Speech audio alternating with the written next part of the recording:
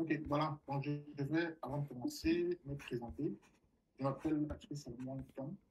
Je suis ingénieur à base front-end. Aujourd'hui, j'ai commencé une reconversion en back-end. Je suis développeur web mobile, principalement sur des technologies comme React Native et React le web et Angular. Donc, bref, tout ce qui est JavaScript en front-end. Et puis, un peu de Node.js. Donc, j'ai intégré euh, le réseau Total en fin d'année dernière en tant que développeur React. Donc, voilà. Donc, je vais essayer de partager un peu mon expérience avec vous, de, de comment je suis arrivé et comment on se passe Total en n'importe quel freelancer. Voilà. Donc, la discussion aujourd'hui va se baser sur 5 points principalement. Bon, ce que c'est comme ça, moi, je pense en emploi, moi, devenir un point de total et quel est le niveau qu'il faut avoir pour intégrer et pouvoir à l'interne se mouvoir, à pouvoir se faire du cash, quoi. Bon. Et puis, on va parler de quelques astuces qui m'ont aidé à éviter certains désagréments et qui m'ont permis d'avoir déjà un ou deux jobs dans l'interne. Pour assurer un thème est très serré. Le combat est très rude. Donc, qu'est-ce que Total? Total, c'est une plateforme de mise en relation. Comme les autres, vous connaissez, une relation d'entreprise et les freelancers. Donc, Total se veut différent des autres parce qu'ils disent qu'ils choisissent leurs développeurs, leurs talents de façon très rigoureuse. Donc, pour intégrer le réseau, il y a un ensemble de tests et d'évaluations qui sont assez exigeantes et qui leur donnent le droit de dire ils ont 3% de main développeurs du monde. Donc, et par exemple, vous connaissez Upwork, Turing, Fiverr, et qui offrent des services similaires. Pourquoi est-ce que Total est différent? Ce n'est pas juste une plateforme, c'est un écosystème. Total facilite ou encourage la communauté de partage. Contrairement à, par exemple, Turing, je suis aussi, je suis Turing, euh, euh, Total met vraiment des développeurs en relation. Et quand vous entrez, il y a des communautés pour chaque technologie, pour chaque langage, une communauté pour les lieux où vous vous trouvez. On facilite, on encourage le partage. Total encourage même les meet-up en Total. Donc, ils encouragent ce genre de choses. Si vous aimez organiser, créer des communautés, organiser des événements, Total encourage ces choses-là. Vous devenez un lead de communauté dans votre zone et créer des événements. Vous envoie des goodies, des t-shirts, tout ça, tout ce que vous connaissez comme goodies là. Donc, Total un point d'information, contrairement aux autres où vraiment Total met l'accent sur la formation de ses talents.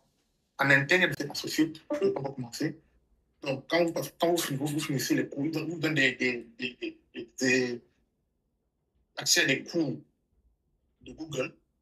Quand vous finissez le cours, vous passez le test, vous passez l'assertif, vous payez vous-même. Et quand vous réussissez, vous remboursez. Si vous échouez, évidemment, vous perdez votre argent, mais ils remboursent tous ceux qui réussissent le test. Là, c'est l'assertif.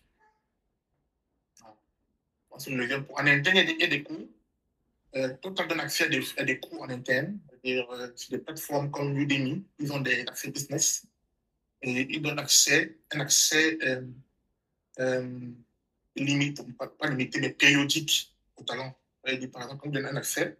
Par exemple, moi, j'ai bien pour devenir expert React. J'avais aussi pour pendant 2 mois. Vous avez 2 mois pour terminer le cours. Après ça, votre accès est résilié et on passe cet accès à notre talent. Parce qu'on est très nombreux et effectivement, tout le monde peut avoir accès au cours en même temps. Donc, c'est un peu comment ça se passe. Mais des cours sont programmés, sont planifiés. Vraiment, ils devant sa formation. C'est très important pour eux que les talents continuent de s'améliorer et de devenir meilleurs dans leur domaine. La Total aussi se diffère par rapport à la rémunération. Le Total, tout le monde est bien payé chez Total. Il faut le dire. Tout le monde est bien payé. Le plus dur, c'est d'avoir le job. C'est ce que j'ai commenté en entrant. Les rémunérations là-bas, on ne peut pas être rémunéré à moins de 25 dollars l'heure. C'est même interdit, c'est même impossible en fait. Personne même ne permet pas de mettre moins de 20 dollars quand tu veux postuler pour un job. C'est pas possible. Donc, alors qu'ailleurs, vous allez retrouver 5 dollars, 10 dollars. Total, c'est impossible d'avoir fait de prix pour un talent. Tous les talents sont bien payés. Maintenant, vous définissez votre rémunération selon votre niveau, selon votre localisation. Mais c'est top, c'est top. Parmi tous ceux que j'ai pu parcourir, ils ont vraiment, en termes de rémunération, ils ont le meilleur. Même chez Turing, c'est en dessous. À Turing, je pense que je suis à 7 dollars de l'heure. Et là, c'était pour démarrer. J'ai mis ça pour démarrer. Parce qu'il y a beaucoup d'Indiens là-bas et ils sont super moins chers. Donc, si vous venez de Turing et vous ne mettez pas un tarif, vous mettez un tarif vers les Indiens là, je vous rafle tout. Donc, TopTal aussi est super intéressant parce que TopTal permet de faire du bénévolat. Alors, on se dit, on vient pour l'argent, on fait un peu de bénévolat. Non. Pourquoi? C'est que TopTal vous permet de participer à des projets, par exemple, que la Banque mondiale organise. Quand j'ai dirais TopTal, comment je dirais, on recrutait des développeurs pour une plateforme de télémédecine, par exemple, que la Banque mondiale finançait et voulait lancer ça en Afrique. Vous n'êtes pas payé. C'est du travail bénévole, mais qui reprend, en fait, qui requiert peu de temps. Par exemple, pour ce projet-là particulièrement, les heures de travail qui étaient requises, c'était, je pense, 4 heures de temps par semaine. C'est pas très exigeant. C'est exemple que tu aies du temps libre, 4 heures au moins, que tu puisses mettre à disposition de l'équipe et puis vous travaillez sur ces différents projets-là. C'est vraiment intéressant parce qu'en fait, au-delà de ce c'est vrai qu'on ne paye pas, mais avoir sur son CV un projet de la Banque mondiale, c'est pas rien du tout. Donc, en total, ça peut être très utile pour défendre son profil dans notre environnement. Donc voilà pourquoi Total est vraiment différent des autres. C'est vraiment un écosystème pour freelancers. Ce n'est pas juste une plateforme qui met les gens en relation et puis battez-vous. C'est vraiment un écosystème où on crée un environnement où un talent va pouvoir déployer ses compétences, ses capacités et puis profiter au maximum de ce qu'il offre là-bas. Donc voilà, c'est un peu ce qui diffère Total des autres. C'est la suite, comment on fait. Alors, quand je dirais par passion, vous définissez vous-même votre rémunération. Définissez vous-même. Vous définissez vous-même quand vous voulez travailler. Définissez combien de temps vous voulez travailler. Vous êtes absolument libre de définir ça. Si par semaine, vous n'avez que 5 heures disponibles, vous marquez 5 heures disponibles par semaine. Donc, quand un client va venir chercher un développeur, ou par exemple résoudre un bug sur l'application, on va utiliser parmi ceux qui ont 5 heures par semaine, puisque c'est le temps qu'il faut pour ça. Donc, vous définissez vous-même la quantité de travail que vous voulez mettre à disposition. Vous décidez de l'horaire. Si vous travaillez de 8 heures à 15 heures, vous mettez que okay, je travaille 4 heures, mais de 8 à 15 heures. Je travaille de minuit, 6 heures. Bien sûr, en définissant le horaire pour que les clients aussi sachent à quelle est-ce que vous êtes disponible. Évidemment, ça peut vous pénaliser. Les clients voudraient avoir des heures ou des périodes en fait où son programme à lui et le vôtre ne peuvent coïncider. Comme ça, vous devez avoir au moins 2 heures ou 4 heures selon le besoin du client. On va avoir 2 heures 2 heures où vous connectez vous deux, vous êtes disponible. Donc, vous devez définir ça. Maintenant, si le client veut 4 heures et que votre horaire, par exemple, est de n'importe quoi, de 16 heures à 22 heures, le client est de 8 heures à midi, c'est clair que vous ne serez pas dans la liste des talents proposés. Donc, c'est pour dire que plus une horaire, plus votre horaire est large, mieux vous êtes visible. C'est un peu ça. Donc, il y a des contraintes, vu que ça, pour beaucoup, c'est quelque chose qui sont en parallèle. Il y aura donc forcément des contraintes. L'avantage, c'est que un client qui vient qui dit qu'il veut une heure simplement, tu travailles 4 heures dans la journée, mais il veut une heure de disponibilité, par exemple. Donc voilà, après rémunération, je viens dessus, on disait, vous décidez de votre rémunération. Et puis, euh, il y a, il y a des gens qui sont disponibles pour vous aider à évaluer votre rémunération potentielle ou un intervalle de rémunération que vous pouvez utiliser. Il y a des experts pour ça, qui vous accompagnent dans cette démarche-là. Si vous avez besoin, vous demandez, et puis ils vont caler un call, et puis ils vont vous dire, voilà, sur quels critères se baser, comment définir votre rémunération par rapport au salaire moyen dans votre région, aux tâches, et tout ça. Ils vont vous donner ces éléments, ils vont vous donner de déterminer quel est le prix que vous pouvez donner à votre horaire. Donc, ensuite, il y a la partie la plus intéressante, obtenir un job. C'est vraiment quelque chose qui n'est pas forcément simple. Ils ont essayé de rendre faciliter la tâche. Mais comment ça se passe? Alors, quand un client, quand un client vient avec un job, il va décrire son besoin, il dit clairement ce qu'il veut, qu'est-ce qu'il cherche comme talent, quel projet de travail et quelle technologie qu'il utilise. Donc, quand il poste le job, il y a ce qu'on appelle les matchers. Les matchers, le travail, c'est de trouver les profils qui correspondent le mieux aux besoins du client. Donc, les matchers vont donc aller chercher des profils parmi ceux qui sont disponibles en fonction de la stack du client, en fonction de la rémunération que le client. Il y a des clients qui viennent qui ont des budgets limités. On dit par exemple que voilà, n'importe quoi, non pas quand quelqu'un qui va à plus de 30 dollars ou de 20 dollars l'heure, comme ça. On va chez les clients en qui sont dans cette marge de prix-là.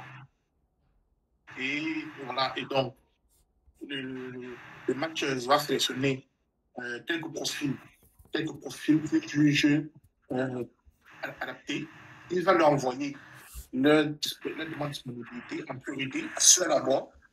Et puis, il va rendre la demande du client public. C'est-à-dire que avant que ça soit public, avant que le réseau soit informé de l'activité d'un job, il y a déjà un groupe de personnes qui sont régulièrement alertées par rapport au job-là. Parce que le profil match mieux avec les besoins du client. Et puis, il y a d'autres critères qu'on ne connaît pas forcément, qui sont certainement réservés à l'équipe totale. Maintenant, à la base, les critères dont on vient de parler, c'est-à-dire la disponibilité, votre coût horaire, votre disponibilité et vos compétences, ce sont des critères de lesquels les matchs vont se baser. Il y a un formulaire qu'on peut remplir. On va remplir le formulaire. Maintenant, le projet public a dit que n'a pas été notifié par le matcheur. Elle peut être notifiée par la plateforme. Il y a un nouveau projet. Maintenant, il faut aussi aller postuler. Et le matcheur, lui, va voir tous ceux qui ont fait le formulaire et il va choisir quelques profils qu'il va envoyer. Généralement, pour un poste, on envoie deux. On envoie deux personnes et les deux vont passer donc à l'interview. Donc, dans le formulaire que vous remplissez, il y a un petit pitch que vous faites qui vient. Pourquoi est-ce que vous êtes idéal pour le job? Maintenant, après, ce qui est bien, c'est que vous pouvez réutiliser les pitchs précédents.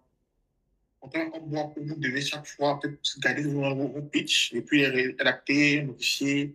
Puis Total sauvegarde tous vos pitchs et puis permet de les réutiliser et de modifier simplement. Vous ne pouvez pas réécrire chaque fois que vous voulez faire un pitch pour un job, réécrire entièrement les pitchs. Non.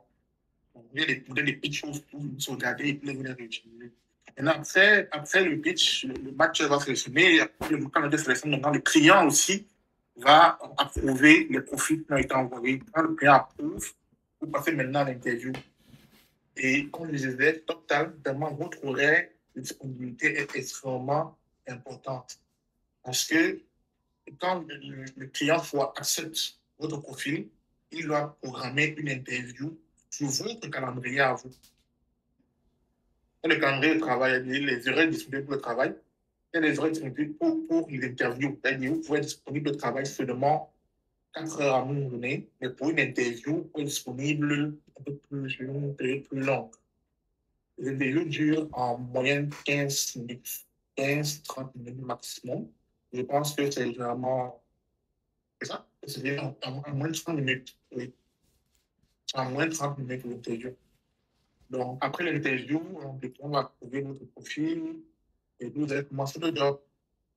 Donc, c'est comme ça que je passe pour obtenir un job. Maintenant, comment améliorer la visibilité? Alors, Total, comme je dis, c'est vraiment un environnement où vous pouvez partager les choses.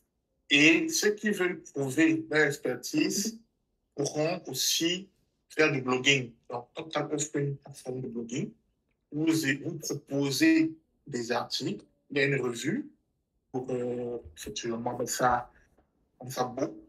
Et puis, on va faire une petite revue et puis voilà, on publie votre article. Ça permet d'améliorer sa visibilité. Deuxième chose, comme la visibilité, c'est de constamment mettre à jour son profil. Constamment. Donc, chaque fois qu'il y a une technologie que vous maîtrisez, il est essentiel de mettre à jour votre profil. Parce que sinon, ça limite votre éligibilité dans le tri qu'on fait les matchs. J'ai une petite Donc, question. le point ici, c'est comment tirer la carte. Donc, Total, c'est vraiment facile de tout ça maintenant. C'est vraiment facile, mais uniquement par le papier, il n'y a pas de PayPal, tout ça. Je pense que c'est Oui, uniquement par compte j'ai une bancaire. question, Donc, s'il vous plaît. oui. Oui, comme tu dis qu'il est conseillé de régulièrement mettre son profil à jour, comment la plateforme saura si tu as vraiment les compétences? Bon, si ce que tu vas mettre euh, c'est vraiment ce dont tu es capable de faire lorsque tu mets à jour ton profil. Alors, c'est très intéressant parce que justement, les compétences qu'on va rajouter sans associer à ça un projet n'auront pas Défin. de valeur revenue sur on va le sujet. Donc, quand vous marquez, par exemple, je fais React, je fais Java. Si vous dites juste ça comme ça, oui, je suis compétent en Java, c'est absolument vain. C'est-à-dire, ça va peut-être vous aider un peu à améliorer votre profil, mais ça n'a pas de poids en réalité. Il faut qu'il y ait un projet associé à cette compétence-là. Un projet ou une expérience pro. Elle travaille dans telle boîte, par exemple, cette technologie qu'on utilisait, ou cette technologie que dans la boîte là, c'est encore mieux quand il y a un projet associé, un projet que ça personnel, même si le projet est encore accessible en ligne, c'est génial. Mettre un lien, on aille voir le point de question. Donc, en fait, une compétence ne définit pas l'expertise. Maintenant, le nombre d'occurrences de la compétence là va améliorer l'expertise. C'est-à-dire, par exemple, si je m'arrête de bosser dans 3 boîtes, dans les 3 boîtes, je marque que j'ai utilisé d'avoir Spring Boot, Docker, machin et tout ça. La compétence là va gagner en points. On aura une meilleure expertise au moment où le matériel va venir. Parce que quand on publie un job, si le client met React, il va mettre le niveau d'expertise qu'il veut. Il y a, je crois, 3 niveaux d'expertise. Il y a étant compétent, non expert. C'est ça. Donc, mettre juste Java, ça ne suffit pas. Il faut qu'il y ait un projet associé, une expérience associée. C'est ça l'expression, en fait. Donc, c'est là donc que la compétence ne doit pas prendre vraiment en toi. J'espère que j'ai répondu à la question. Ok, Ok, c'est compris, merci. Donc, maintenant, le retrait d'argent, c'est assez simple. Les retraits se font par virement bancaire. Donc, quand vous créez votre compte, vous spécifiez le compte bancaire, vous enregistrez un compte bancaire, il faudra vérifier effectivement, c'est quand vous enregistrez, on fait un PIN sur votre quelque part. On s'assure que le compte est correct. Bon, vous pourrez donc effectuer des dépôts. Des fois, il n'y a pas de limite, mais ils prélèvent, je crois, $10. Chaque retrait, on fait comme ça. Donc, pour le retrait d'argent, voilà, c'est assez simple. Oui, désolé de revenir sur la question précédente. C'est que j'avais une autre question sur la section précédente, c'est de savoir, tu as expliqué que il est possible, bon, que pour rendre crédible son profil, il faut ajouter des expériences à des projets, des entreprises. Bon, j'ai laissé qui sont dans le chat. Je demandais, est-ce que si quelqu'un définit des entreprises fictives, par exemple, et des projets fictifs, est-ce que Total a les moyens de vérifier tout ça? Non, actuellement, non. À ma connaissance, non. Mais vous certifiez, quand vous remplissez un truc, vous certifiez que les informations sont correctes. Donc, peut-être, je ne sais pas, qu'après avoir bossé avec un client, s'il remarque qu'il y a des incohérences entre ce que votre profil affirme et vos compétences, peuvent faire une vérification. Mais je n'ai pas encore, eu ça. Effectivement, le profil est vérifié. Donc, je pense qu'à l'entrée, oui, alors, le premier jour où j'ai décrit mon expérience, il y a une équipe qui a fait, je ne sais pas bien, avant de valider ça, ça n'a pas été précisé. Ça n'a pas été précisé, mais il est préférable d'être honnête. Je ne sais pas, je sais pas si c'est pas à l'interne, je ne sais pas. Et je pense que c'est mieux de dire directement ce que tu as fait, l'expérience que tu as fait. Je ne sais vraiment pas s'ils vérifient. Vraiment, je ne sais pas si ils vont juste là. Je ne sais pas. Je ne sais pas. Donc, mais les projets peuvent, euh, les projets que vous mentionnez, on peut voir le projet en question et, et poser des questions dessus à l'interview. Peut-être l'interview, ils sont pas tout calés. Hein. Tu peux dire là-bas que tu es un expert de force à l'interview. L'intervieweur te pose des questions et comprend que. Donc, le profil ne te fait pas avoir le job. Le profil te permet juste d'être éligible.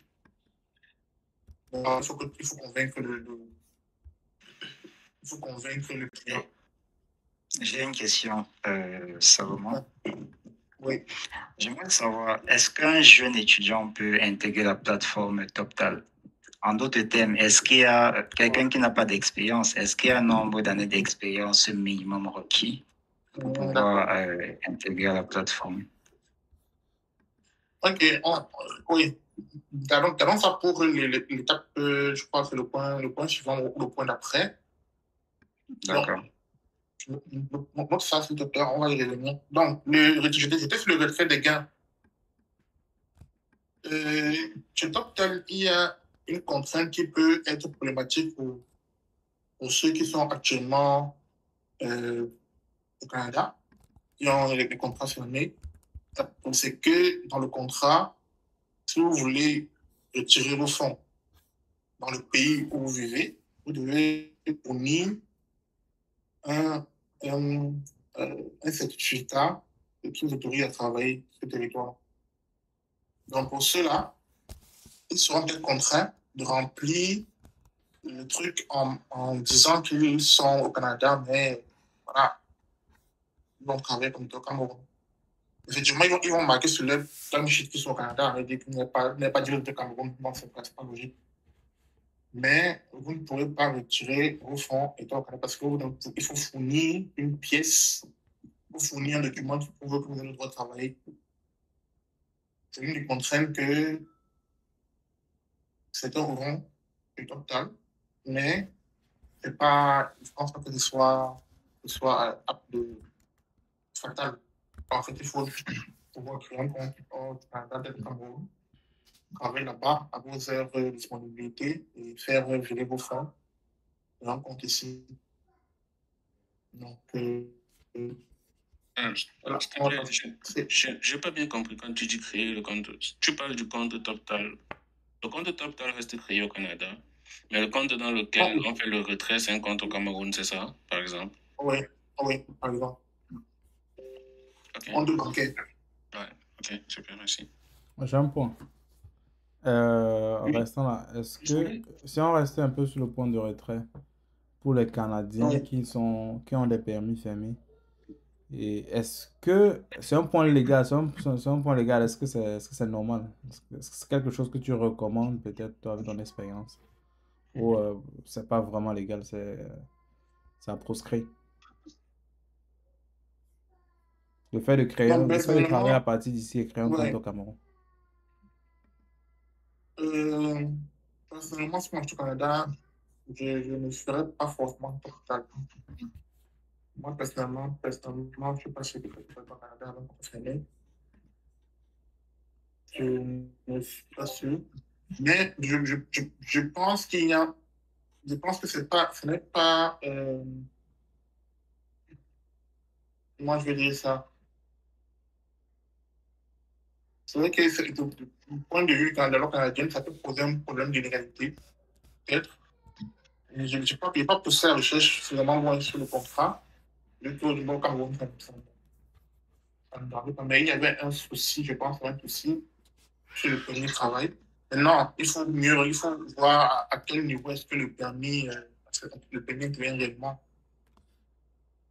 C'est pour travailler ou c'est juste pour travailler ou c'est pour pouvoir être rémunéré. Bon, ce détail-là, par exemple, cette ambiguïté-là peut servir. Je pense que vous comprenez un petit peu. Il peut y avoir une ambiguïté sur la raison pour laquelle le permis est demandé.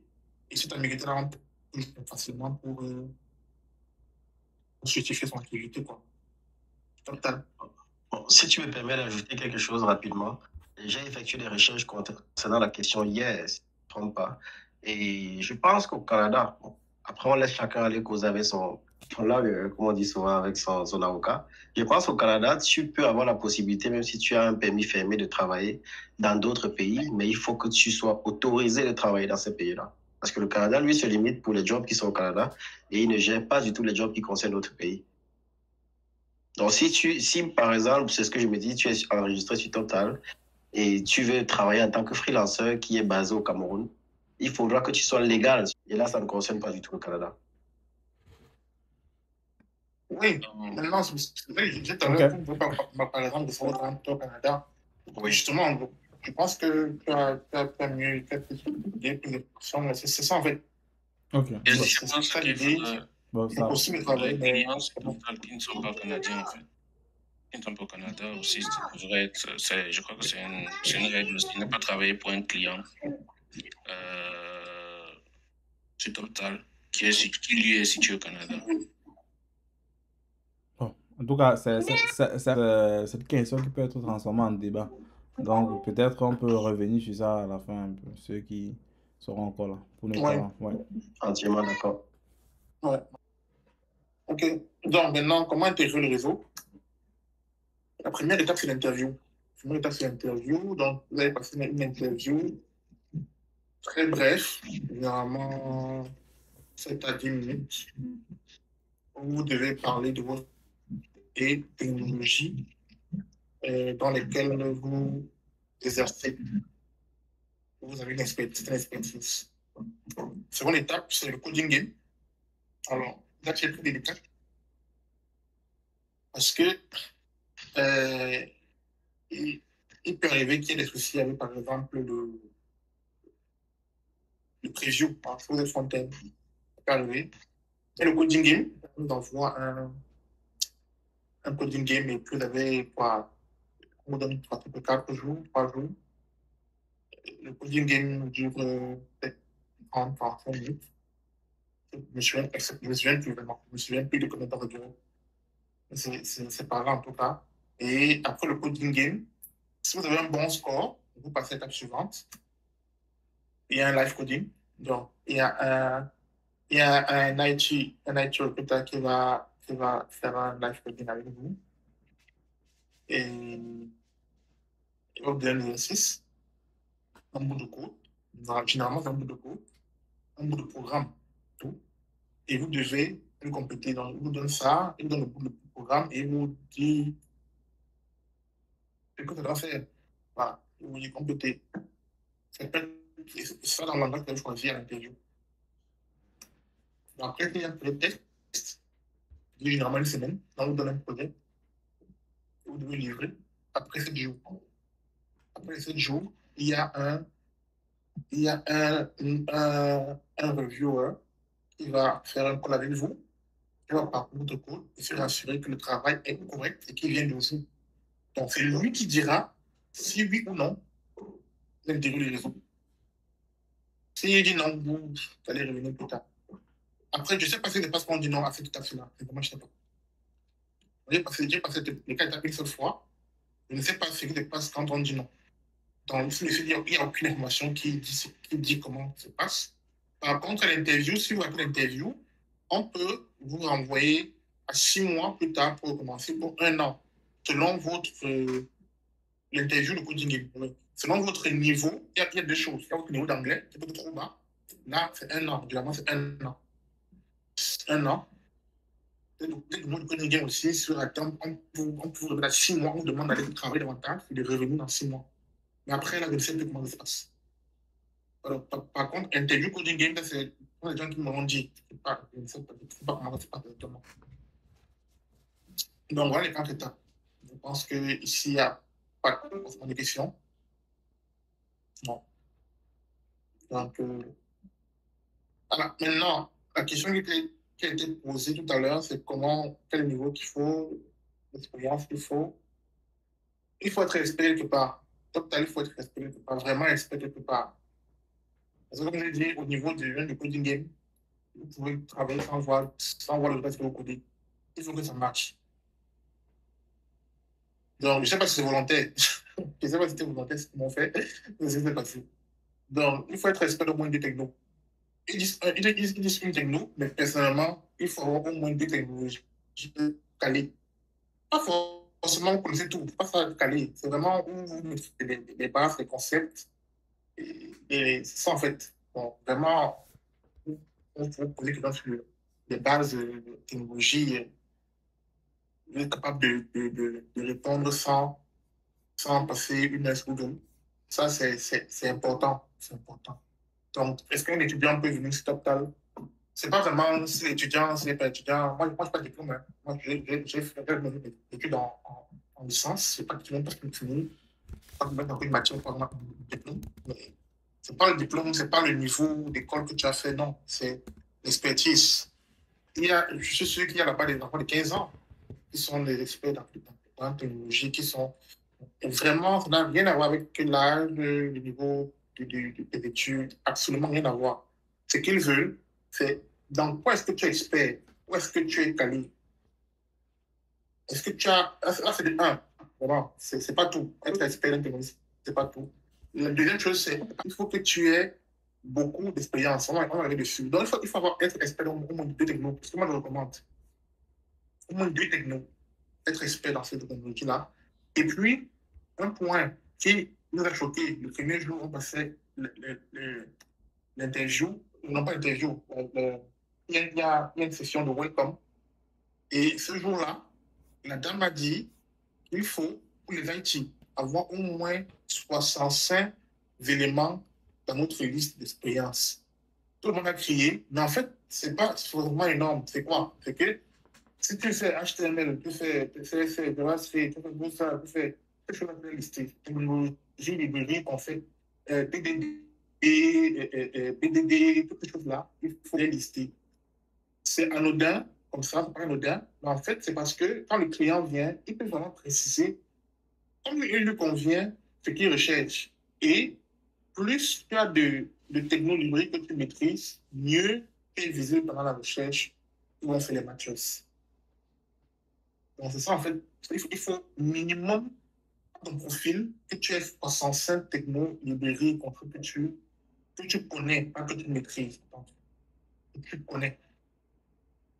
Moi, il y a des projets qui ont été éliminés parce que je ne connaissais pas le no-code. Le client ne veut pas qu'on fasse le no-code sur son projet. Lui, ce qu'il veut, c'est qu'on prenne un projet no-code, qu'on le mette en React Native. Mais il faut quelqu'un qui fait du no-code, par exemple. Tiens, qui fait du no-code. Et il va te demander un projet sur lequel tu as travaillé. Il faut que c'est ton profil. Donc, si le profil n'est pas le projet no-code, juste un critère comme ça, j'arrive à les. J'ai même passé la sélection, et quand le client met le projet, moi, vous choisir. J'ai été choisi malgré ça, mais le client voulait quelqu'un qui a fait du no-code. Par exemple, vous avez un truc comme ça, vous faites peut-être un bon marché de 6 mois, vous êtes super bien payé. Donc, c'est important de tout ce que vous savez faire, tout ce que vous maîtrisez, tout ce que vous faites comme technologie, librairie, aussi petite soit-elle. Même si c'est PHP Excel à librairie pour gérer les critères, même si c'est PHP libre, tout ce PDF, tout ça, toutes ces choses-là, mentionnez-les et ça peut servir tous les concepts que vous connaissez dans les DevOps, dans le testing, tout ça, tout est mentionné. Et le minimum 65, le minimum. Le but, ce n'est pas de montrer qu'on est expert. C'est le but, c'est d'avoir une meilleure couverture, mais une utilité lors de la recherche de talent. Donc, il faut avoir une expérience diversifiée. C'est le point qui m'handicape le plus dans mon aventure totale. Et c'est d'ailleurs pourquoi j'ai à un moment fermé mon compte pour aller chercher d'autres activités au total. Pourquoi? Parce que l'expérience prime. L'expérience est aussi importante que l'expertise. Alors, ce n'est pas différent entre l'expérience et l'expertise. Vous pouvez travailler dans votre champ sur une techno, vous avez fait des petits tutos, vous avez acquis une bonne expérience, travailler sur un projet, par exemple, n'importe quoi, une application de paiement. Travaillez dessus, vous développez une super application, vous appliquez des concepts super, vous utilisez Redux, machin. Vous avez une architecture propre et tout. Vous êtes allé en React Native. C'est super. Maintenant, le client, il arrive, il dit, je veux un développeur React Native expert. Vous cochez la case. OK. Il te dit, je veux un talent qui a travaillé dans l'industrie du marketing ou dans l'industrie de la communication. Alors là, le nombre de fois que j'ai été éliminé sur un projet juste à cause de l'expérience, je ne compte même pas. Je ne compte même plus. Tellement de projets que j'ai loupés. Pourquoi? Parce qu'en fait, Total, les clients ne viennent pas chercher des développeurs compétents. Ils veulent des développeurs expérimentés qui ont déjà appliqué certaines choses et qui vont réutiliser l'expérience pour livrer rapidement leur projet. C'est ça le but du client quand il vient. Le problème, c'est est-ce que tu as déjà fait ça? Est-ce que tu as déjà fait l'application de réseaux sociaux? Est-ce que tu as besoin d'un e-commerce? Est-ce que plus tu peux l'expérience diversifiée, mieux tu es bankable. Total. Vraiment, c'est hyper important. C'est pour ça qu'un étudiant, malgré le fait qu'il ait beaucoup d'expérience, beaucoup d'expertise sur une technologie, le manque d'expérience peut l'empêcher d'avoir il peut entrer total, maintenant avoir des jobs. Le manque d'expérience va l'empêcher. Donc, aujourd'hui, par exemple, moi, je split parce que j'ai besoin de plus d'expérience. Depuis 5 ans, en tant que professionnel, je suis depuis 5 ans. Avant ça, je fais des trucs, mais pas en entreprise. Donc, maintenant, ce que je fais, c'est que je split en total, je vais en part-time, on va dire comme ça. Et puis, je prends des trucs à côté. Mais de travailler sur des projets réels, améliorer mon expérience, et puis, dans le pouvoir être éligible, c'est un truc. Après, chacun, vraiment, je pense qu'il y a dans le meet-up des personnes qui sont beaucoup plus expérimentées, qui n'ont pas forcément cette problématique. Donc, il y a des gens qui ont 10 ans d'expérience, ça peut très bien. 10 ans, 8 ans, ça peut très bien. Parce qu'ils vont travailler sur énormément de projets différents. Donc, quand les clients arrivent et qu'ils cherchent des gens qui ont déjà fait un truc, ils matchent rapidement avec eux. Ça va très vite parce qu'ils veulent des gens qui vont réutiliser leur expérience et les outils de moment. Donc, clairement, les full stack, alors là, ils ont vraiment la cote. Parce qu'à cause des budgets, effectivement, souvent, on cherche des gens qui vont faire le back-end et le front-end. Donc, quand ils viennent utiliser ce back-end, comme moi, c'est encore un autre désavantage. Je ne dis pas que c'est pas le job pour les front-end, hein. Il y en a beaucoup. Mais vu que c'est nombreux, c'est toujours mieux pour chacun d'avoir une expérience full stack. Il faut que tu aies au moins une technologie back-end où tu te sens vraiment à l'aise. Ça peut être du PHP, peut-être Node.js ou Java, Python. Il y a beaucoup de Java aussi, il y a beaucoup de Java. Il y a un peu de tout. Il y a un peu de tout. Mais il y a vraiment une nécessité d'avoir une expérience full stack. Il y a aussi une demande assez importante des plateformes comme Firebase. Non, Firebase et Amplify. Voilà, donc pour faire un quick backend là, rapidement. Donc, il y a aussi une demande pour ça. Mais il faut avoir une expérience full stack pour mieux se vendre. C'est toujours mieux d'être full stack. C'est toujours mieux d'avoir une expérience. C'est toujours mieux. Alors, là où ça coince beaucoup aussi, c'est le niveau d'anglais. Moi, par exemple, j'ai un niveau d'anglais conversationnel. Mais le niveau qu'il faut pour être à l'aise total, c'est le B2. À tel point qu'il y a des clients, ils sont rares. Ils sont rares. Je n'en ai vu qu'une seule fois depuis 6 mois. Je n'en ai vu qu'un seul. Qui a précisé sur l'offre que la personne doit avoir un niveau B2. Il a précisé. Certains disent juste que le talent doit être capable de communiquer de façon aisée en anglais, communication écrite et verbale. Quelques rares vont préciser le niveau d'anglais qu'ils recherchent, B2. Et ça élimine surtout ceux qui n'ont pas le B2. Directement. Donc, ils sont un peu nombreux, ceux qui font cette précision-là. Ils sont un peu nombreux, vu qu'on considère que tu n'as pas fait les tests. Donc, on se dit, tu as forcément un niveau d'anglais qui te permet de communiquer et de travailler. Donc, ils ne sont pas nombreux ceux qui exigent un niveau d'anglais. Mais c'est important de pouvoir communiquer aisément, être capable de tenir une discussion, même si je fais des mots, mais si tu peux communiquer en anglais, c'est essentiel. Donc, on verra par la suite comment est-ce que moi, au début, aujourd'hui, je parle un peu mieux en anglais, un peu mieux. Au début, c'était pas aussi bien qu'aujourd'hui. Et comment j'ai fait pour passer les tests sans que les remarques mon anglais était catastrophique à ce moment-là. Alors, la partie de trucs et astuces. Règle numéro 1, si vous êtes francophone, ne faites pas l'interview en live. Règle numéro 1, ne faites pas l'interview en live. Alors, quand vous faites l'interview, il y a deux possibilités. Il y a la possibilité de faire l'interview en live, c'est-à-dire vous programmez l'appel et un intervieweur dans l'équipe va vous rejoindre, va accepter le call et vous allez passer un appel, vous poser des questions, vous allez répondre aux questions. Et il y a deux choses qu'il va juger, votre expérience et surtout votre niveau d'anglais. Si par exemple vous parlez, il ressent que vous souffrez beaucoup, vous recalez direct. C'est parti pour 6 mois, 1 an encore. On ne fait pas l'interview en live.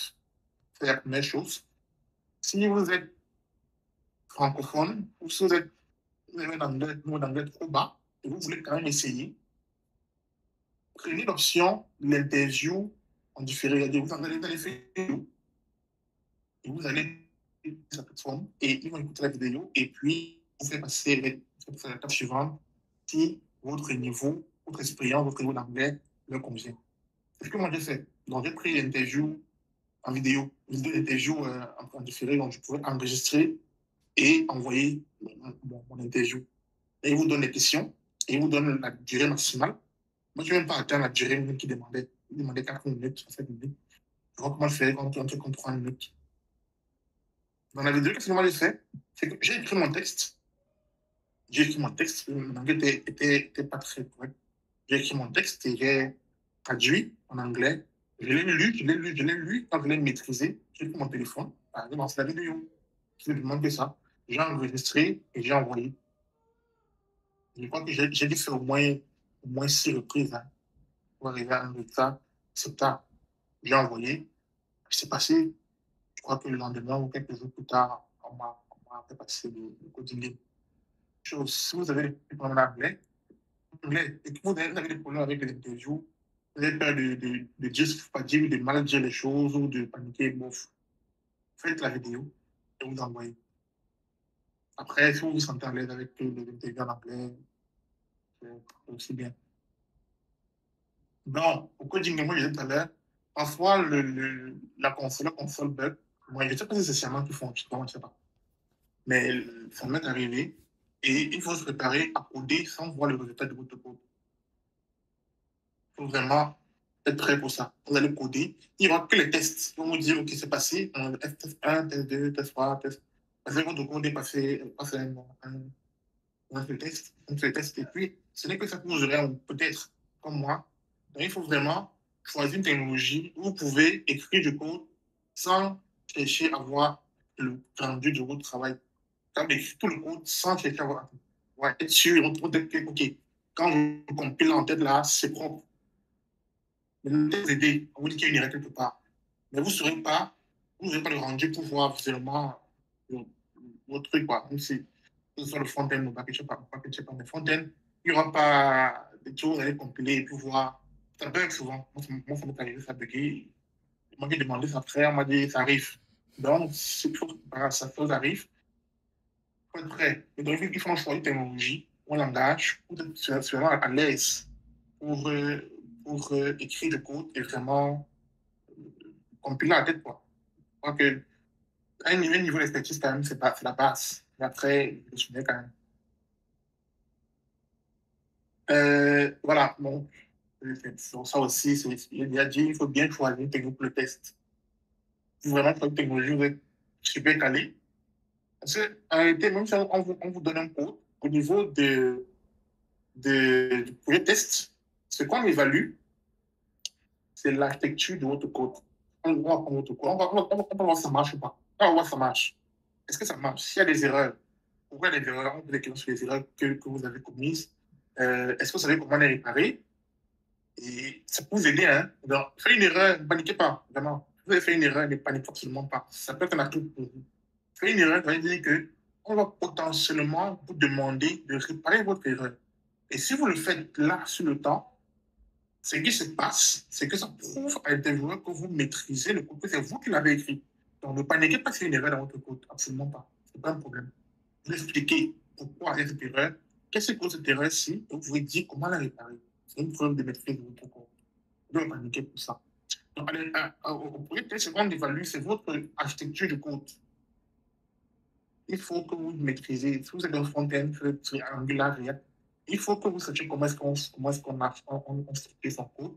Et c'est essentiel, parce que regarde ça, on va faire la qualité du code, les bonnes pratiques.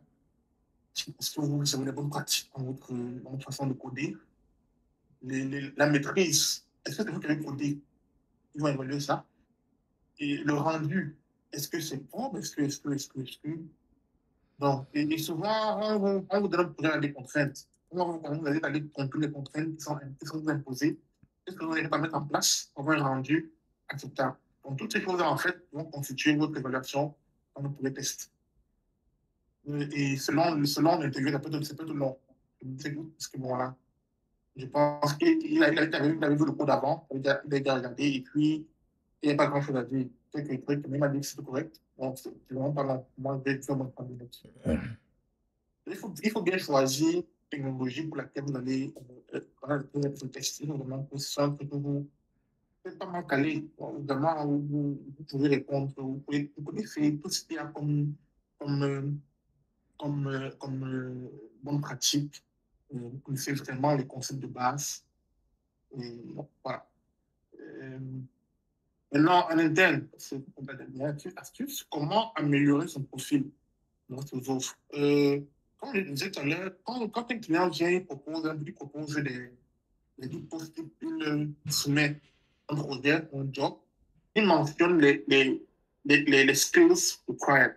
Maintenant, vous ne pouvez pas être éligible à ce moment-là. Qu'est-ce que vous faites? Ce que je fais constamment, quand j'ai un projet, je vois qu'il y a une compétence que je n'ai pas, et je fais que je vais la rajouter sur mon profil. C'est-à-dire que je ne l'ai pas mentionné. Je ne l'ai pas mentionné. Je vois, et je vois que ça m'a éliminé du truc. Le niveau de matches, quand il fait la présélection, je vais prendre la compétence, et la rajouter sur mon profil.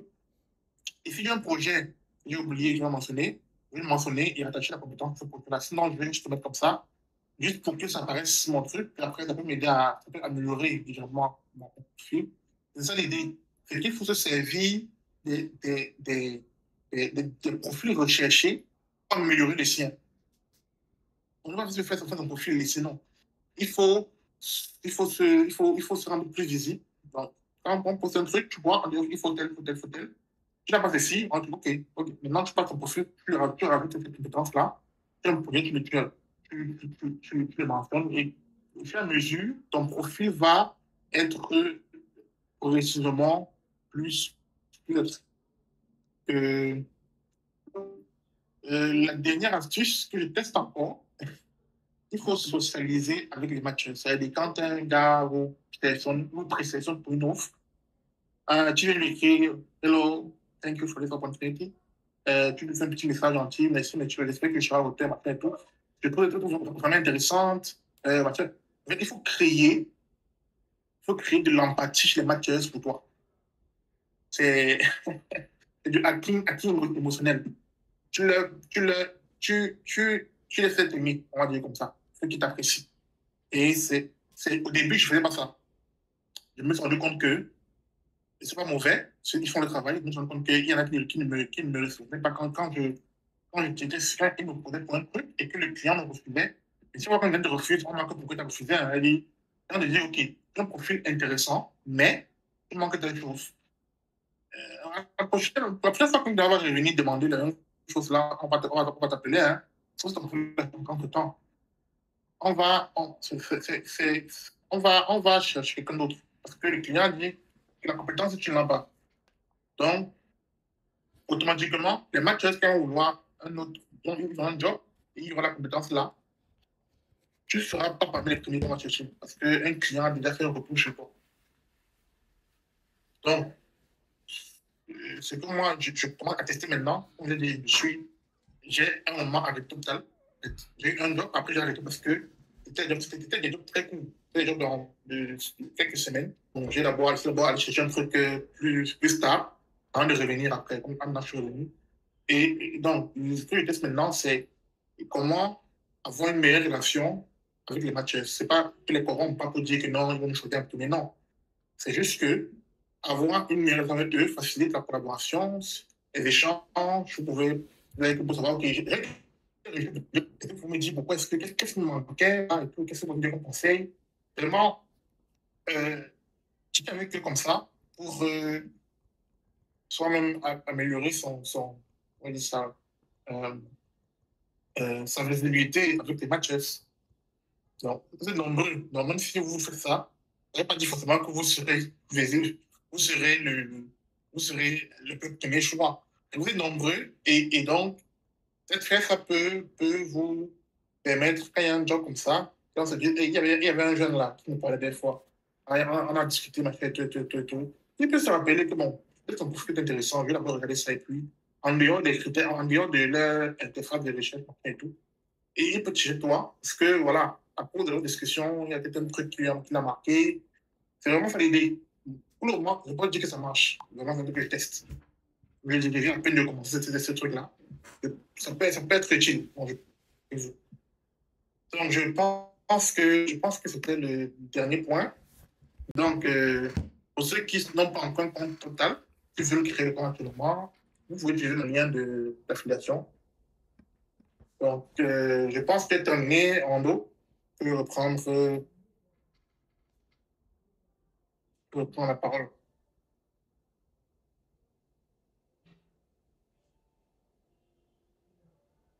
j'ai l'impression que Il y avait une question tout à l'heure. Est-ce que la question est toujours d'actualité?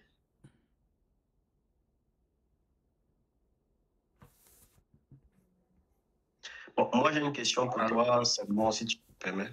S'il n'y a personne qui veut se prononcer. J'ai reçu réponse à ma question. C'est bon pour moi, merci. D'accord, c'est super. Et si on parlait vraiment des chiffres, il ne faut pas se mentir. De façon générale, c'est parce qu'on veut se faire beaucoup d'argent. Et combien peut réellement se faire un développeur front-end sur Total en matière de rémunération? Parlons terre à terre, que ce soit en dollars ou en francs. Alors, mon contrat m'interdit de mentionner mon franc. C'est interdit, Total. Il est interdit, absolument interdit de parler de comment on fait Total. Total. Même les clients ne connaissent pas. Donc, j'arrive. Même les clients ne connaissent pas combien on paie. On ne connaît pas. Il y a le prix. Il y a ce qu'on reçoit. Il y a ce que le client paye. C'est deux mondes différents. Absolument. Personne ne sait ce que l'autre reçoit. Personne ne sait. Maintenant, j'ai vu des gens qui étaient rémunérés à $100. Moi, je ne suis pas à ce niveau-là. J'ai eu des gens qui étaient rémunérés à ce niveau-là. $100 l'heure. On est à $80 l'heure. Je pense que le jour où j'ai vu l'entretien, le dernier entretien que j'ai eu, quand j'ai donné mon tarif horaire, l'intervieweur a demandé, mais tu vis où? C'est tellement bas qu'il ne comprend pas pourquoi c'est si bas. Il me dit, mais seulement, tu vis où? Je suis au Cameroun. Ah, ok, je comprends un peu Cameroun. Ok, Africa, il y a Africa. J'ai ok. Donc, comme je disais, le minimum, c'est $100. Maintenant, selon l'expertise, vous pouvez aller à 80, 90 et à l'heure. Donc, je vous laisse faire le calcul pour voir ce que vous pouvez avoir par mois. Il y a des projets qui sont longs, il y a des projets de 12 mois. 12 mois en full-time. Et c'est pas full-time 8 heures de la journée. C'est full-time où le client dit il veut 3 heures de la journée, vous êtes disponible. Le reste, là, faites ce que vous voulez. D'accord. Il y a 3 heures où vous devez être devant votre PC. Vous lui dites appel, si un call, vous devez répondre, si vous devez répondre. Maintenant, s'il y a une équipe sur le projet, il faut être prudent. Une équipe sur le projet, même s'il n'y a que 3 heures de disponibilité requise en live, il faut au moins mentionner votre disponibilité hors de l'horaire là aux membres de l'équipe. Si vous devez travailler 8 heures la journée, il n'y a que 3 heures, vous êtes devant votre machine. Si vous devez bouger après 3 heures là, ok, je suis disponible en tel horaire. Il faut permettre, une meilleure collaboration, permettre que ce soit une heure où votre équipe est aussi connectée. Donc, on ne peut pas juste une heure dans un seul. C'est une heure quand même que, ok, s'il y a un problème, un autre membre de l'équipe peut faire un ping là pour dire, ok, il y a un souci et tout. Donc, c'est free, mais il faut aussi être trop free quand même. Non, il faut mieux qu'il y ait des problèmes de collaboration dans l'équipe. D'accord, c'est noté, merci. Et si je comprends bien, c'est pas une question, mais c'est juste pour me rassurer que je comprends comment est-ce que TopTal fonctionne. Et si je comprends bien, contrairement à, tu as mentionné tout à l'heure Upwork, contrairement à Upwork, TopTal est une plateforme qui fait du placement de talent. Parce que, si j'ai bonne mémoire, Upwork, le montant que tu mets, ta tarification, c'est vraiment ce que le client final va te donner et la plateforme va prendre des pourcentages. Donc, alors que sur TopTal, c'est TopTal qui me paye. C'est-à-dire le contrat, c'est avec TopTal, ce n'est pas avec le client. Le client, lui, va faire un autre contrat avec TopTal et TopTal, effectivement, va te payer ton montant après. C'est bien ça? Exactement ça. Ok. Exactement ça. Ils font des placements. Pas juste la relation, ils font vraiment des placements. Ok. Et il y a des gars qui ont bossé dans des Big Four, hein, pas des Big Four, mais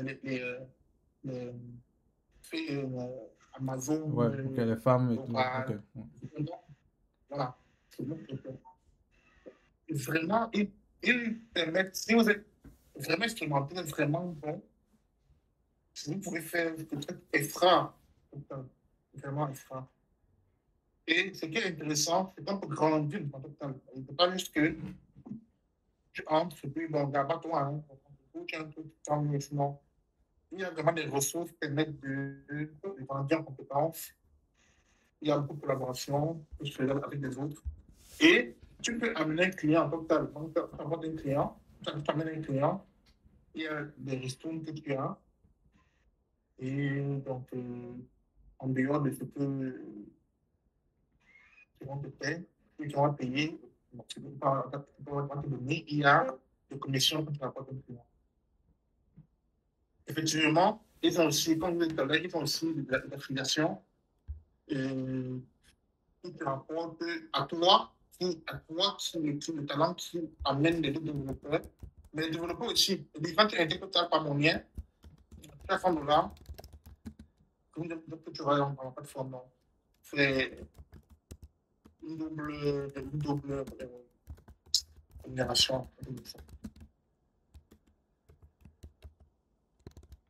Par contre, si vous partez directement, vous n'avez rien. Oui, Moi, aussi, j'ai une petite question. Oui. Oui, pour un nouveau qui commence dans le freelance, est-ce que tu pourrais lui suggérer TopTal pour commencer? Bon, comme point de départ, en fait.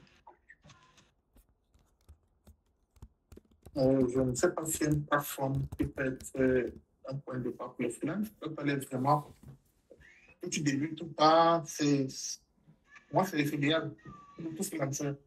Le plus important, c'est ton niveau d'expertise et ta quantité d'expérience. C'est très important. Le reste, c'est le détail. Ok. Et si tu n'as pas cette expertise, cette expérience-là, tu peux t'en sortir facilement à TopTal. Non, je pense que c'est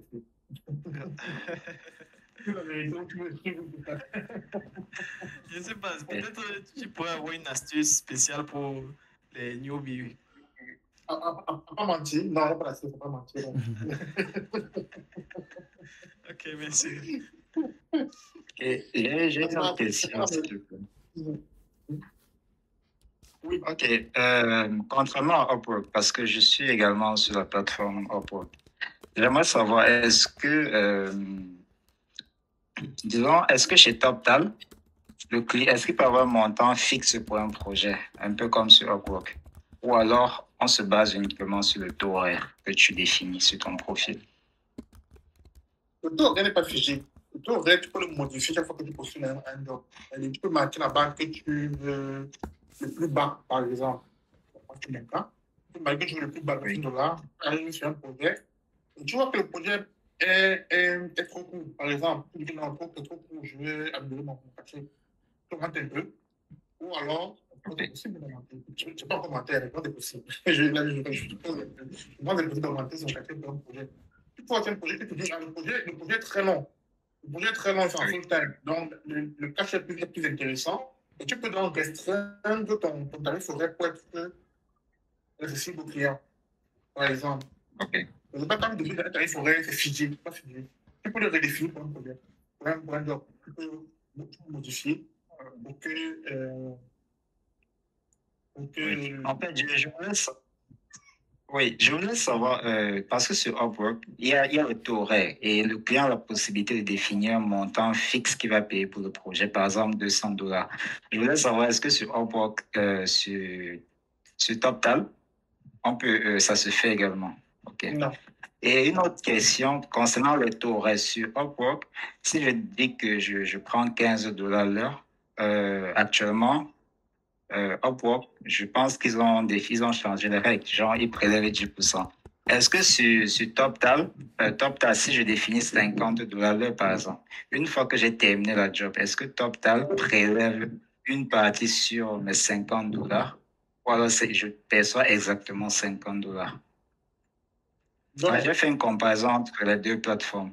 Upwork, lui, il retire son pourcentage. Donc, je voulais savoir, est-ce que c'est pareil sur TopTal? Comme on l'a dit, on fait uniquement une relation. C'est normal que ce modèle s'applique. Total, c'est le classement. Donc, ils font pas ça. Tu ne sais même pas combien est-ce que le client paie. C'est même 20 fois ce que tu reçois. D'ailleurs, le client, c'est ton dû. Par contre, au moment de faire le retrait, il y a des frais de retrait qui sont prélevés. C'est très faible. Ok. Ouais, c'est souvent 10 $. $, c'est très, très faible. Ok, merci. Bonsoir. J'avais une question. J'ai peut-être manqué une partie de la présentation parce que je suis venu avec un petit retard. Parce que je voulais demander pour la création du compte TopTal, est-ce qu'il y a des restrictions pour quelqu'un qui vit au Cameroun? Est-ce que c'est possible de créer simplement du TopTal, de travailler pour un des clients et ensuite recevoir son paiement directement dans son compte, peut-être UBA, quoi? Bon, déjà, Parce que j'ai je joue au créé Cameroun. Oui, oui, je te suis. Je joue au Cameroun. Donc, tu as la réponse, non? Je sais pas, moi, j'ai pas compris la question. Alors, je reprends la question pour être sûr d'avoir compris. Est-ce qu'il est possible pour quelqu'un de Oui, travailler bon, au Cameroun? C'est ça ta préoccupation. Et de recevoir son argent ici. Moi, je joue au Cameroun. Déjà, donc, on pense que c'est n'importe où. Il n'y a pas de restrictions. Il n'y en a pas. Sauf si tu vis dans un autre territoire que ton territoire natif, je vais dire comme ça, où tu es soumis à certaines contraintes liées à ton statut d'étranger. Ton permis de travail peut te contraindre à ne pas exercer total. C'est possible. Si tu es aux États-Unis, par exemple, là-bas, il y a beaucoup de restrictions pour l'étranger. Il faut vraiment que tu sois en règle. Et ça peut Mais être... si tu es Oui, pardon? non, vas-y, Salomon, vas-y, termine. En user, je pense qu'il n'y a pas de contraintes. En user, c'est assez c'est soft. Je vais dire, Soft. En plus, les taxes, tout ça, ils ne gèrent pas. Donc, par contre. parlant des restrictions, peut-être on peut revenir sur si il n'y a plus de questions, on peut revenir sur le débat Canada, permis de travail, restrictions de travail et tout, si vous voulez. Bonsoir. Allez, si tu permets, Ouais, avant qu'on revienne sur Donc, yes. je rappelle, parce que je vais partager pour ceux qui veulent recevoir les $100 quand vous créez votre compte pour un job, pour trouver le moyen. Je vais le mettre dans le groupe. Orlando, je vais le mettre dans le groupe.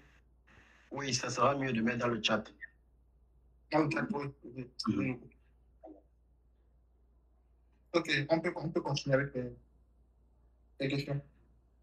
Oui, seulement comme je disais tantôt, si je posais la question, c'est aussi parce que j'ai eu à créer un compte sur TopTal il y a de cela environ 4 mois.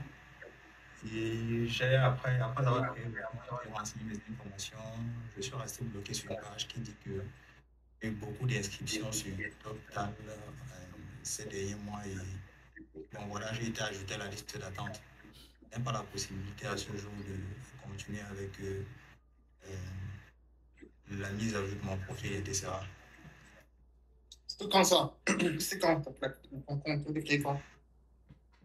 C'est là environ 3 mois, 3-4 mois. C'est sûr que bon, c'est possible, hein. Moi, j'ai créé mon compte, j'ai créé mon compte il y a 2 ans, mais ce n'est que l'année dernière que j'ai finalement passé le test. J'ai créé mon compte en 2020, je crois. 2021. Et ce n'est que l'année dernière que j'ai passé le test. Donc, je pense qu'après, il y a sûrement une très grosse demande. D'accord. Oui, moi aussi, je suis dans la même situation. Ah, d'accord. Mais Je voulais aussi il faut poser se une autre battre. question. Est-ce qu'il sera possible d'avoir le slide seulement? Le slide représenté. Bon, avec c'est Bassi qui va gérer ça. Oui, le slide sera disponible après la session. Merci beaucoup. Une autre, juste pour me rassurer, Tu as dit tout à l'heure que c'est TopTal qui définit le niveau d'anglais et le niveau minimum requis, c'est B2. J'aimerais donc savoir à quelle étape est-ce que ça se fait? Est-ce que c'est effectivement au moment de l'interview? Ou alors, si par exemple j'ai un document qui atteste que j'ai un niveau B2, est-ce que je peux juste l'upload sur la plateforme et puis ça fait le job? Non, quand déjà, Total ne requiert pas un niveau d'anglais. On peut recommander un niveau d'anglais B2, mais ce n'est pas requis. Moi, je n'ai pas le B2. Je n'ai pas le B2. Je n'ai pas le B2 déjà, donc. Ce n'est pas requis, mais c'est idéal. On va dire comme ça. Donc, pas besoin d'un certificat. Quand tu vas parler, on saura que tu as le B2. Donc, ça ne va pas. Quand tu parles, il y a beaucoup d'Américains, il y a beaucoup de. Même les Africains ne parlent pas l'anglais, il y a beaucoup de Ghanéens et de Nigérians. Quand tu vas parler, on saura que ce gars se bat. On va savoir que tu te bats. Pas venir dire à détoxer.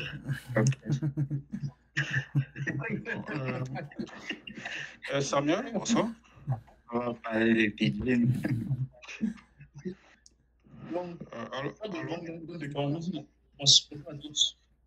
Une question, s'il vous plaît. Oui. Je voulais savoir, est-ce que c'est possible pour une entreprise de s'inscrire sur TopTal? Bonne question. Une entreprise. Non, c'est pour les individus. Entreprise, si tu veux être client, peut-être oui, pas de talent. Client, ok, d'accord, client, pas de talent. D'accord, je comprends mieux. Merci. Bonsoir Samuel et à tous. Samuel, c'est moi. J'ai une question, s'il vous plaît. Bon. Oui. Désolé. Bon, je voulais savoir comment se passe la communication avec les clients. Est-ce que c'est le cahier des charges ou ce sont des user stories définis? C'est pas. Non, c'est vraiment, il n'y a aucun standard. Et les clients qui viennent, ils n'ont même pas le Figma. Ils te disent que j'ai vu une application qui fait ceci, qui fait ça, mais ils disent clairement ce que l'application fait. Et rassurez-vous, Total est tellement bien structuré que s'il y a un conflit entre le client et un talent, il y a des responsables chargés de gérer ce conflit-là.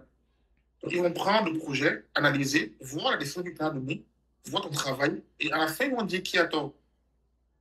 Si tu as travaillé et que le client a tort de se plaindre, tu es payé quand même. Sinon, si on s'en rend compte que le client a raison, on ne te paye pas. Simplement que ça. Donc, d'accord. C'est vraiment différent. Il n'y a pas un standard de projet. il y a les clients qui viennent par avec exemple. le back-end, le Figma, ils veulent le front-end, c'est tout. Est-ce qu'il y a les clients qui viennent par exemple, ils disent je veux une application comme Facebook? Ils s'arrêtent là. Comme Et je demande, est-ce qu'il y a des clients qui viennent, ils disent je veux une application comme Facebook? Et ils s'arrêtent là. Non, je pense. Généralement, même s'il dit comme Facebook, il précise les features. Ok. Nice. Un client ne poste pas un job et il part. Quand un client poste un job, il y a quelqu'un qui va, il y a le match se reçoit, il fait une revue avant d'envoyer ça au talent. C'est vraiment très structuré. Il y a pas de, c'est pas pour jouer.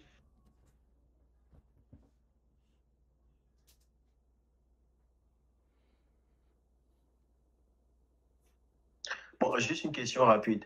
Quelle peut être la plus-value d'un talent qui est sur, qui est sur TopTal de rédiger des articles sur le blog de TopTal?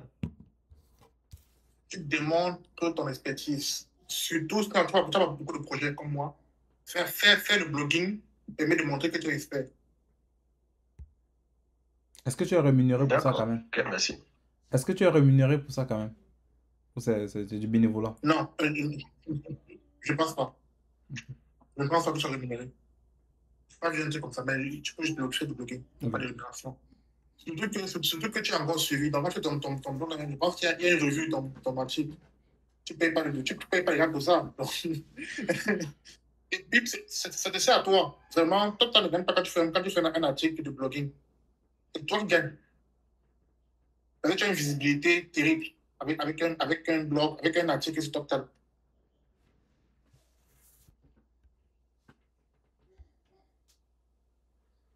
Donc, voilà. D'accord. Est-ce que c'est tout pour les questions? J'ai une dernière question, s'il vous plaît. C'est un plan de carrière. Pour quelqu'un qui fait du freelance depuis 4 ou 5 années, est-ce que ce serait intéressant de mentionner, disons, ce qu'il a eu à faire dans son CV? Je veux dire, étant freelance. Est-ce que ce serait intéressant? Par exemple, je peux avoir eu à travailler pour Google ou bien une grosse entreprise. Donc, est-ce que le fait de mentionner dans le CV, c'est une bonne idée déjà? Mais pour moi, oui. Parce que, à TopTal, tu as la possibilité de travailler des clients qui ont une bonne marque. Et TopTal donne la possibilité dans ton CV de marquer que tu as bossé pour les clients sans mentionner le projet. Donc, si sur TopTal, tu réussis à avoir de bons clients, même si après tu pars, vraiment, tu as un CV qui est intéressant. Bon. Oui, mais si je ne mentionne pas de détails sur le projet, rien ne prouve que j'ai effectivement travaillé pour ce client-là. C'est pas vérifiable, je me dis. Non, comment c'est pas vérifiable? TopTal, on peut écrire TopTal.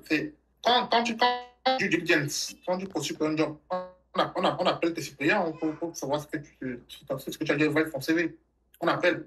TopTal, je pense que c'est possible aussi. Donc, tu peux demander un contact dans des. Je sais comment on les appelle. Il y a ceux qui font le suivi des talents là.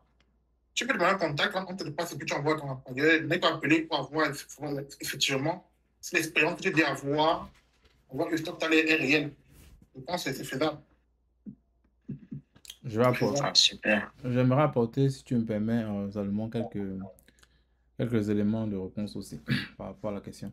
Bien sûr. Oui, je dirais effectivement, que ce soit sur TopTal ou une autre plateforme, même en entreprise, il y a des projets, par exemple, sur lesquels tu n'es pas, en fait, les projets dont tu n'es pas autorisé de mentionner sur ton CV ou de parler sur ton CV. Ou même si tu parles, ça peut être de façon générique, sans mentionner peut-être l'entreprise et tout. Donc, il est toujours important de valider avec l'entreprise, avec le responsable du projet et tout ça. Parce qu'il y a des mentions légales où tu n'es pas autorisé voilà, d'aller un peu plus loin en détail, d'aller un peu plus en détail sur la technologie, sur tout ce que vous avez fait en fait, juste pour pour les mesures de sécurité. Et il faut toujours valider. Et ça peut être projet par projet, ça dépend. En effet.